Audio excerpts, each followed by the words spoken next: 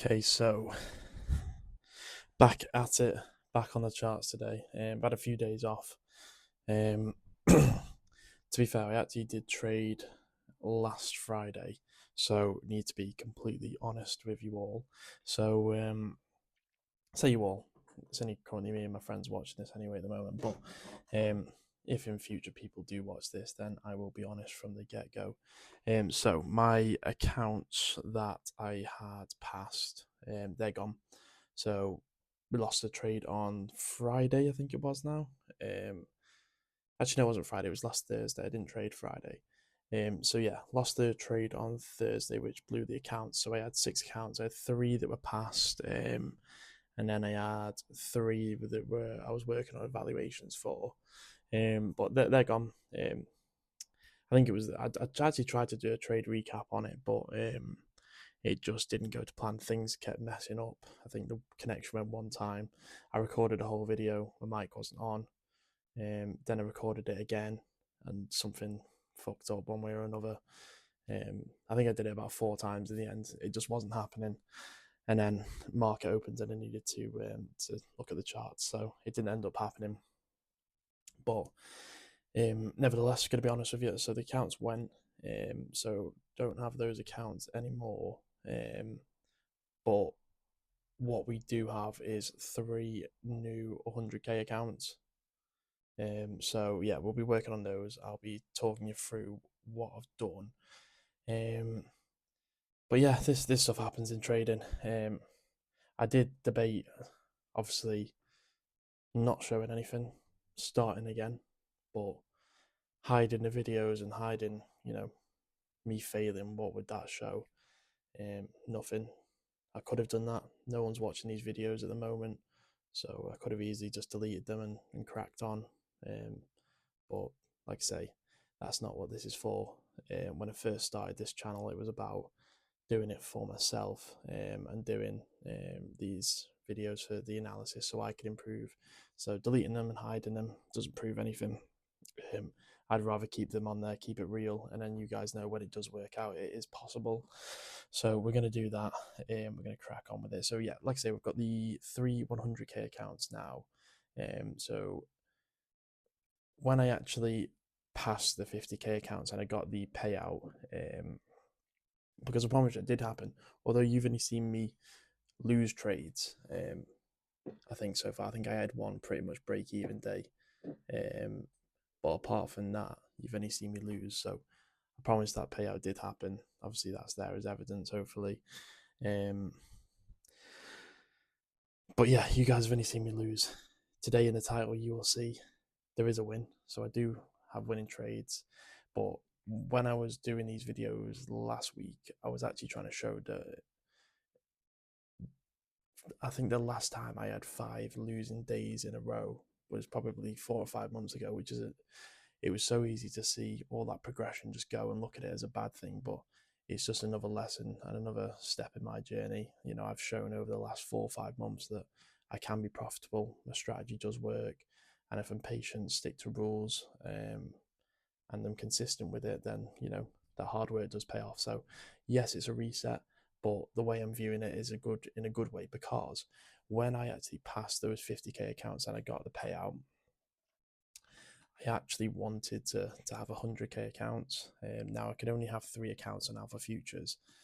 Alpha Futures allows for a 4,000 drawdown on 100k accounts, whereas most of the prop firms only allow a 3,000 drawdown on 100k accounts. So I actually wanted those 100k accounts on Alpha Futures, but of course I couldn't, because I'd already got 350k accounts. So my way of thinking is this is a good thing that this has happened, because I've had a payout. I can prove it can be done. I can do it. It is possible, but we're just starting from the beginning. The other good thing is that you guys get to see this hopefully from minute one, from point one, and we can pass the evaluation together. We can go get a payout together, and this is going to be from the beginning, authentic. You've seen the low. Now hopefully you'll be able to come with me on a journey to a high. So let's do it. Now, today we won. That's the key thing. We won today. and really happy with today. Price action actually when I entered wasn't great. Now I executed my trade on ES. I could have done it on NQ. I thought today ES was moving slightly better, so that's what we did. Now coming into market open, we had from Asia here quite a significant bit of down, quite a significant downtrend. Now the past few weeks have been all up. So this move down is due. Now, how far down this comes, I don't know. But my mistakes when I was losing the trades as it was going against the bias, and coming into the session today, we were respecting bearish confluences. I'll go through these in a moment. So yeah, so we had this downtrend here and coming into session. So this is 230. I trade here in the UK. So this is the 230 New York market open. Now we had price which was respecting this 1 hour bearish gap. So I was looking at that, and we had quite a few targets lower. So we had London low, we had this target here, and then we had a few stacked up a bit below on ES as well. So we were targeting those as long as price respected these confluences. Now, one thing that I did actually mark out during pre-market was this 15-minute fair value gap at the top, because what I thought price would do, I'll show you in a second, but that is something I marked out on both. That you can literally see it there. I marked it out, and yes, this is the exact setup that I had. So we marked out this 15-minute fair value gap here. Now, when we go in, we'll just get rid of all this for a second. Yes. The only thing I'm not going to remove is that where my trade was, just so I know where I entered. Yeah, so we had this gap here. It was respecting that. Now, what I thought we would do is this high here, this 5-minute high that we created before pre-market, before market open, sorry, I thought we would sweep that, which we did. I wanted to target this 15-minute fair value gap and fill that area, and then I wanted price to respect it, and then obviously we can move lower toward London lows, which I had as a target, and that's what I wanted price to do. So we went up on the 15-minute. We obviously respected this area. Price didn't invalidate that gap on both ES and NQ, which was good. So that was 0.1. We then were obviously in the 5-minute. Now we had this move here. So when we respected this gap, we had this move down. So what I did was mark out equilibrium. So from that high there to that low there, so the highest high to the lowest point of the move down, that's equilibrium. So we marked out that, and again I'll show you on NASDAQ, did the same thing, high there to that lowest point of the down there. Now price obviously come well within it on there, and also it come into that price, into that area, sorry, on ES also. Now from there, what have we had? One thing I forgot to actually mention was this 5-minute gap on NASDAQ. Yeah. At the time, I'll be honest, I actually thought the first one invalidated it, but when I actually looked back, it didn't. Now, bit of a risk, because I definitely thought that invalidated it. Luckily, this second one here did it. Sorry, the following one after that did invalidate it. But yeah, I did at the time actually think that one had invalidated it. So I was going up along with that. Obviously, we retraced into here and then invalidated it. But I didn't take my trade until after this point anyway. So that was another part of the confluence. But yeah, like I say, I traded on ES today, and we moved into equilibrium after we retraced into equilibrium, I was looking for a 1 minute, confirmation that price was going to come lower. And my point of that was this 1 minute gap here. I wanted price to disrespect that area. So I didn't trade until, so we see we weren't disrespecting at this point, moved back up, and then we disrespected it, also breaking structure as well. So I had the breaker structure on the 1 minute and also the invalidation of the fair value gap. After we'd moved into equilibrium, we were expecting bearish order flow. So to me, that was confirmation that price was going to go lower, and then I could target the hourly lows, London session lows, and that's what I did. Now, because I'm on 100k accounts, what I actually wanted to do was have multiple take profits. So my first take profit was actually at London low, literally here. Now, in the end, it actually worked in my favor, what happened, but at the time, it didn't. I'll explain why in a moment. So like I say, we entered here, we moved down, and when it got to about, what time was it? It was coming up to 4 o'clock. I think it was like down here somewhere.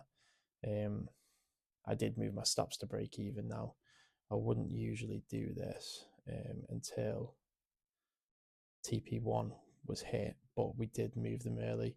For me, we were moving on a bit later in session. I didn't want to avoid risk. We were all down here. We'd broken structure on the 5 minute. I think we'd broken structure on the 15 minute as well. Yeah, we had. So for me, there was no reason to avoid any further risk. If price did move back up and hit my break even at this point, it was most likely going to go on and hit my stop loss. So just to avoid any unnecessary risk, I did move it to break even around about this point here. We moved up and down a little bit here, but then we just made that final move back down to my first take profit. Now, what I was on about my take profit messed up. So when it hit TP1, I had 12 contracts on this trade. I took 8 out once it hit London lows, and I wanted to leave 4 running. Now I wanted 2 for this one because my take profit was originally all the way there, so I had 3 points. So I had TP1, TP2, TP3. So I wanted 2 contracts to run to here and then another final 2 to run to there. For some reason, it wasn't letting me change. So when I took 10 contracts out, it still had 12 contracts as a buy limit here. It wouldn't let me change that to 2. So I deleted it and then tried to set a limit order manually, which when I set that buy limit order, it just took the remaining contracts out of the trade, and price did move back up by the time this had happened. So the final 4 contracts actually come out around here, I think it was. So a bit above London lows, which, it is what it is. We still profited on the day. It's still a good trade, and like I say, it actually worked in my favor because price did come back up and it come back down again, but it didn't actually ever hit these targets here. It just went back up and it would have been stopped at break even if I had left it on anyway. So like I say, it actually worked in my favor in the end, so I cannot complain. Some things are meant to happen for a reason. Like I say, I had won on the day. I wasn't mad. I just didn't understand why it had done it. So if you do know how to do that, please let me know, because that will be helpful in future. And it would have been frustrating if price had have gone low and hit those points, because yes, I could have made more on the day, but it is what it is. But yeah, let me know if you do know. Now, okay, so just so you can see how much I did make on the day, this is how much I made across the 3 accounts. So $1,273, just to show you what that looks like across the accounts. There we go. So we've got the 3 accounts all in profit. They're all new accounts, and yeah, so good day overall. And yeah, we will we'll go again tomorrow. But yeah, just made this a quick one. That's the trade recap done for today. Hopefully, it looks good and it comes across well. I don't really know too much what I'm doing just yet. So if you do have any ideas or anything you do want to see, please do let me know. I'll try and implement certain stuff. I'm still learning myself. So yeah, I'm still figuring out what the best way to do these videos are. So yeah, like I say, let me know. But that's today's trade. If we do trade again tomorrow, the recap will be up again tomorrow for you. If not, we'll see you when I see you. Peace out.